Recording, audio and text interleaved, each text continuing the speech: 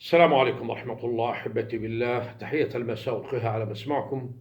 أسأل الله تعالى رب العرش العظيم لكل من يشاهدني ويستمع إلي أن يكون بأحسن حال. هذا ما نرجوه من الله تعالى الجميع. نزولا عن طلب الكثير من الأصحاب والأصدقاء، حقيقة ما طلبوه مني سبق ونزلت حلقتين بهذا الموضوع، وكانت كل حلقة بعنوان صائد الكنوز والبحث عن الكنوز، وكيف العمل من خلال هذه الأمور، البحث ومن ثم التنقيب، سواء باستعمال الأجهزة الحديثة المطورة أو الاستعمال من خلال الذكاء، حيث الإشارات تدلل من هو عنده خبرة في الموقع إذا كان فيه من شيء، فسبحان الله تعالى. ولكن الآن كل شيء تغير، لا يوجد شيء اسمه تنساق وراء إشارات وهمية، إنما العلم لم يبقي شيء. صائد الكنوز يا أخوانا بالله، كثرت الاتصالات معي ويقول يا أبو فؤاد، ما في يوم نفتح على الفيسبوك إلا ونجد الكم الهائل من ينقبون عن الذهب من خلال أجهزة ويبيع، وهكذا سبحان الله تعالى. ونرى في أم العين على أنه كل شيء ما يبحثون عنه من خلال أجهزة يجدون هذا الشيء، ونرى هذا الشيء حال للجميع. ولكن نحن نريد أن تفيدنا عمن يعملون من خلال الأعمال الروحانية، الأعمال التي تتعلق في العالم الآخر، حيث يدخلون إلى المغر والكهوف والمناطق المخيفة، ذو المناطق الأثرية القديمة والمقابر وما قصتهم. وعندما يقومون في تصوير هذه الشغلات يجعلون الإنسان سبحان الله تعالى يقول كيف، هل معقول الإنسان يستطيع أن يتحكم في أعصابه، في قوته، في أي شيء في دماغه، يتحمل هذا الشيء، يرى الشيء الذي مستحيل أن يرى من العالم الآخر؟ هل هذه من الحقيقة في مكان يوجد منه هذا الشيء؟ يا حكيم أفيدنا أفادك الله. كثير من الناس ينزلون حلقات من خلال مواقع لهم ويعملون الأشياء، يكونون 4 إلى 5 أشخاص وهكذا في موقع واحد وتصوير ليلي، ويقولون طلعوا كذا وطلعوا كذا. وأنا حقيقة لا أطعن بأحد يا أخوانا بالله، من يعملون بهذا الشيء صحيح يجتهدون يتعبون، وبمقابل ذلك كف روح في كف، وسبحان الله والكف الآخر كذلك كمن يرمي نفسه في الهاوية في التهلكة، حيث يكون معرض للمساءلة القانونية. أنا أريد أن أعقب على الأشياء الكثيرة التي شاهدتها، وأؤيد الكثير من الأصحاب والأصدقاء من سألوني عن صحة هذا الشيء الذي يشتغلون عليه في الأوقات المتأخرة من الليل والمصباح، ويتكلمون ويتحدثون مع العالم الآخر، ويوهمون الناس أن هناك طفل صغير طلع، ورجل كهل طلع، والملك على رأسه تاج طلع، وهكذا وأشياء كثيرة. وأنا ذكرت في حلقاتي قلت يا أخوان بالله لا تنساقون وراء هذا الشيء. 80% أؤكدها وأجزم بكلامي ما هو إلا تمثيل وغسل عيون، وما هو إلا مضيعة وقت. ومن ثم هكذا يريدون أن يوهموا الناس أنهم مستعدون لعمل الشيء الكثير، وهم يسجلون تسجيلات على قنواتهم. التسجيلات هذه عندما الإنسان ينجذب وراء هذه المشاهد يجعل مدمن، ويأخذ ويتابع هذه الحلقات ولا يترك حلقة، فتكثر المشاهدات. وعندما تكثر المشاهدات فهو مورد جيد لمن يقوم في هذه الأعمال، إيهام الناس بأن هناك شيء صحيح، ويقدرون أن بأمر الله ماذا يريدون، يستخرجون المال بدون جهد بدون تعب من خلال من يخدمونهم من العالم الآخر. وأنا أريد أن أوضح كل شيء بأمر الله تعالى. يا أحبابي، بكل صدق وأمانة، لا يوجد عالم آخر يخدم بني آدم. أتكلم معاكم على مسمع الجميع، والله إني صادق معاكم. لا يوجد، لأنه سبحان الله تعالى كيف يفيدك حتى لو كانوا من إخوان المسلمين بارك الله فيهم وعليهم، إن أحبوا إنسان فهذه ليست منهم، إنما من الله تعالى، منحة يمنحها للرب العرش العظيم إلى ما عباده، فهم من خلال ما هم معروف عنهم من العالم الآخر، ما هم مسلمون مؤمنون، ولكن بالغالب من يقومون في هذا العمل ألا هو الروحانيات، ويأتون إلى هذا المكان ويعملون طقوس لهم وأشياء كثيرة. هذه ليس لها وجود من الواقع والحقيقة، ما هو إلا كيف بسموه عملية غسول عيون، وسموه المرجي. ما هو المرجي؟ يعني كلمة بما معناه التوهيم وغسل دماغ، ويجعلون الإنسان يتوهم يعني أنه ما رأى حقيقة، ولكن هي بالحقيقة لا يوجد شيء. لو أرادوا يعني كيف يفيدك هذا الشيء وهو حارس على المال ومؤتمن على المال، ولا يمكن أن يتخلى عن موقعه ويتغيب عنه ويتركك تسرح وتمرح وتكسر القبور وتشيل كل شيء. هذا من المستحيل. حتى لو معك آلاف من الملوك لا يخدم، لأن ما وجدوا على هذه الأموال إلا حتى يكونون أمناء مخلصين لأسيادهم ما وكلوهم بهذه الأشياء. الحقيقة كثير من الحلقات التي أنا أشاهدها، وأتوني أصحاب قالوا يا أبو فؤاد رأينا كذا وكذا وكذا، هل تؤمن بالشيء هذا؟ قلت له أنا بصراحة أتكلم معكم، لست أنا معي من الروحانيات، لكن عندي شيء اجتهاد. ماذا فعلتم؟ قالوا والله وصلنا إلى الشيء الفلاني، واحتاج الأمر إلى شيخ ليأتي ويفك هذا الشيء، الطلاسم التي على المكان والرصد اللي على هذا المكان. ولكنه سبحان الله تعالى لن يستطيعوا. وقال لهم ولكن هم بالأساس لما يأتون إلى إنسان حتى يعمل هذا الشيء لا يوجد شيء اسمه تفاهم ما بين الرصد وما بين هذا الذي يريد أن يوهم الجماعة أنه يقتدر تجميد هذا الحارس أو خروجه من هذا المكان أو إيذاؤه. وهذا الشيء غير وارد، إنما هو اللي يتعرض للأذى، وهو بيكون مسلح في بعض من هم يخدمونه من الضعفاء، وهم الضعفاء ما يستطيعون، ويضغط عليهم بطريقته بطقوسه كل شيء حتى يأتون بشيء ما أو يفك بهذا الشيء. ينعكس السحر على الساحر. الآن أتيت أيها الشيخ إلى هذا المكان وتقول أنا أستطيع، ولكن في البداية لا يوجد شيء تقدر عليه، لأن من هم يحرسون هذا المكان أقوى منك وأقوى من جماعتك، وعليهم أنه لا يتخلوا عن هذا المال، يقدمون أرواحهم. وهكذا تصير حروب يا أخوانا بالله. نعم تصير حروب. وتسمع يعني هذا من مرت عليه هذه الأمور عندما يكون الطرفان متحاربون، الطرف من قبل الشيخ والطرف الثاني الذي يحرس المال.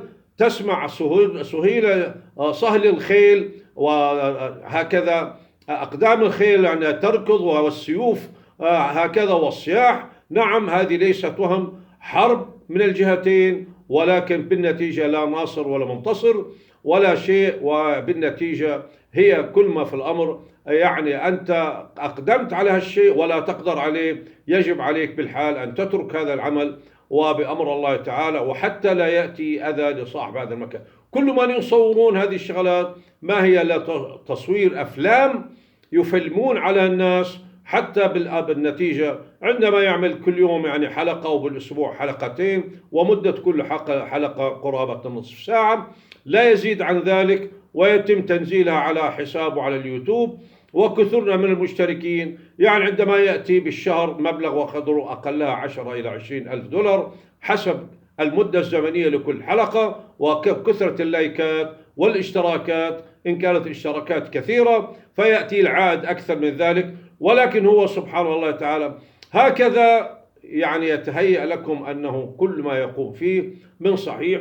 من قال أنا طلعت الكتاب الأسود، ومن قال جاءني فلان، أنا أتابع ولا أريد أن أذكر بالأسماء.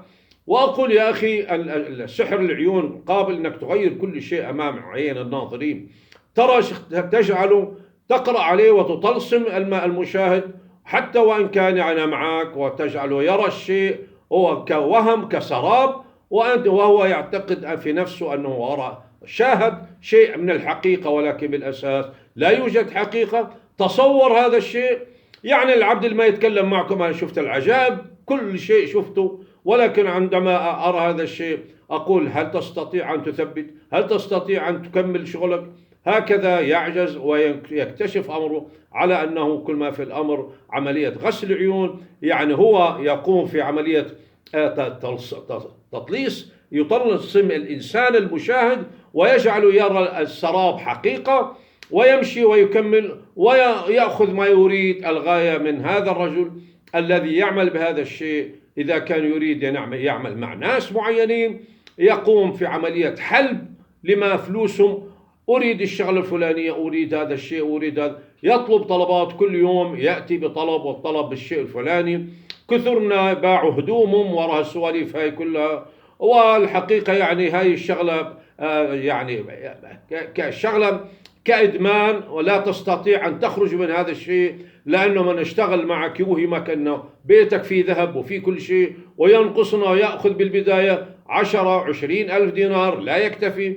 يرى أن هذا الرجل الذي يعني انساق وراء وصدق عمله بأنه يعني ممكن يخرج هذا المال من باطن الأرض حيث يسكن، ويقول له أريد أن أكمل عملي، أريد كذا وكذا. وهذا بالنسبة للسحرة، وهذا بالنسبة لمن هم يشتغلون بالخطوط الثانية، غير من هم يشتغلون هكذا ويصورون الكهوف والقبور. هم بالأساس يتجهون إلى مكان معين، كهفين متلاصقين بعض. وهذا حقيقة يعني أريد من المشاهدين أي واحد بينزل لازم تأخذون الحلقات كلها، ستجدون كمن هو في غرفة محصور في هذا المكان، ويتنقل من زاوية إلى زاوية ويعمل أعمال. نعم في السحر موجود، السحر كثرنا يعملون، لكن هل الساحر يقدر يفيد نفسه حتى يفيدك؟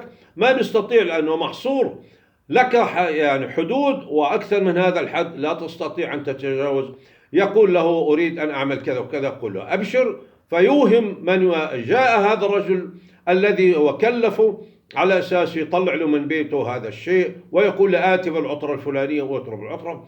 فهو سبحان الله تعالى هذا الرجل الذي عنده هذا الشيء وتوهم أنه في أرضه في مال، يدفع الأموال بأريحية لأنه هو شاف أشياء كثيرة، ويجعل هذا الشيخ أن يرى أكثر بأكثر، ويجعله هكذا يبيع هدوم وما يخلي شيء، وحتى طمعا. وبالنتيجة بعد فترة معينة دور على الشيخ، ما في شيخ، خرج ولم يعد، وعوض الله تعالى على هذا الضحية حال آلاف الناس. نحن نقول يا أخوانا بالله، شو مسألة الدفان ليست بالسهلة. نحن الآن في عالم متطور وتكنولوجيا، لا أعلم أنا من كثرنا يأتونني ويقولون يا حكيم نريدك أن تطلع معنا، نريدك. أقول لهم يا أخوان بالله لا داعي لخروجي معكم أو شيء.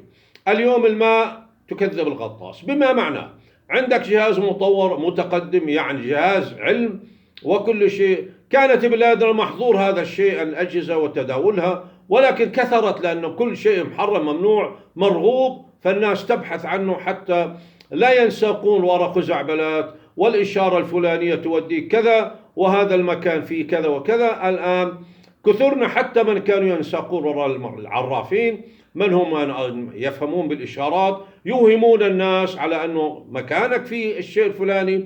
هكذا كيف؟ قال له أنا عندي خبرة، وهذه الإشارة تدلل كذا، وهذه لملك وهذه لملكة، وهذا دفين مكدوني، وهذا دفين فرعوني، وهذا دفين عبراني، يعني كله معبد وكنيسة، وكل كنيس وكل موقع له إشارات.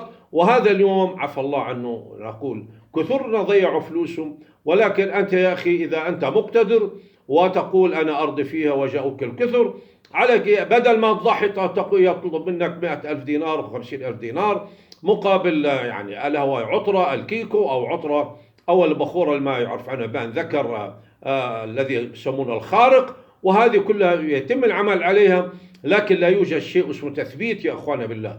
يتم عليها، أنا أقر بذلك، ولكن لا يوجد تثبيت. مادة التثبيت تحتاج إلى الشيء الكثيرة وتأخذ الأوقات الطويلة. حتى لو رأيت هذا الشيء، رأيتك أمامك ولمست كل شيء، لكن مجرد ما ينغلق الباب يختفي ويرتفع حتى تكمل العمل مرة واحدة. وهذا العمل مكلف، وقد يكون هناك أشياء كثيرة يصير ردة فعل من الطرف الثاني الذي يحرص المال، ما يسمح لك، سمح لك في البداية أنك ترى هذا المال، ولكن لا يسمح لك أن تتملك هذا المال. الآن الإشارات كثيرة والأدلة تكذب، وهو علم الله في الدفائن، لكن نقول للناس المتصيدون والمغامرون من يبحثون عن هذا، إياكم يا أخوان حتى لا تنسقون. اتجهوا للعلم، العلم سبحان الله تعالى. هذا الجهاز سبحان الله في أجهزة مطورة. يعني أنا رأيت صديق جاب جهاز عن بعد يمسح عن بعد كيلو. يعني عندما هذا الأنتين من خلال فيه شغلات كثيرة يوجه على طول، يعطي إشارات ويمشي لمسافة كيلو ويؤكد له أن هذه ما طلع من خرج من باطن الأرض من الشعاع. متى يظهر الشعاع؟ يظهر بالليل. شعاع الذهب بالليل، بالنهار يمتص من الطاقة لأن الذهب سبحان الله شعاع، ويتغذى الذهب من الصخور المشعة ويشحن الأرض. وعندما يأتي الجهاز الكاشف يكشف يطلع عنده صخور ألا وهي مشعة، ويتوهم على أنه ذهب، ولكن بالغالب في الصخور هكذا مشعة، ويتوهم من يعمل على هذا الشيء أنه دفين. لكن الأجهزة الحديثة ترى ما لم تصدق عيونك أنك ما هو موجود في هذه الغرفة من كنب، من طاولات، من لوحات. نعم هذا الشيء موجود، ولكن من يغامرون في أنا أعقب على ما سألون الجماعة حقيقة من هم يشتغلون في هذه الأمور، ألا وهم المستكشفون والمغامرون. هل هذا الكلام؟ نعم يعملون يا أخوانا بالله، ولكن يعملون لصالحهم بحيث يوهمون الناس أنه ما عملوا فيه وجدوا. طيب أنت يا أخي لما تطلع جرة ذاك اليوم وتكشف عنها وتفتح عنها ونرى الأصفر موجود، إيش اللي بخليك تكمل شغلك؟ عندك هذه الجرة تغنيك وتغني أولادك، ولكن هذا يبين نعم يطلع الشيء هذا ويخليه يشوفه حتى يصور. والغاية إيش؟ أنه تصوير وتسجيل، ويأخذ مقابل ذلك يعني يأتي الإيداع الشيء الكثير من قبل ألا وهي شركة اليوتيوب، شركة عظمى تصرف مليارات الدولارات على من هم لهم قنوات، وهو يأتي الشيء الفلاني. ولكن من يعمل معهم يهمون الناس المشاهدين ويجعلون الساحر من يأمرهم أن يروا كل شيء، أن يرى كل شيء حتى يوهم الناس. ولكن عندما تنتهي هكذا كل شيء يرجع كما كان إلى مكانه، ولا يمكن إلا في حالة واحدة، إذا الله قدر لك بأمر الله وأحبك وأراد لك هذا الشيء بأمر الله تعالى. الجهاز خلاص انتهينا، جهاز موجود عمق 3 متر 4 متر، تنزل بأريحية، لا يأتيك طلعت رصد ولا شيء.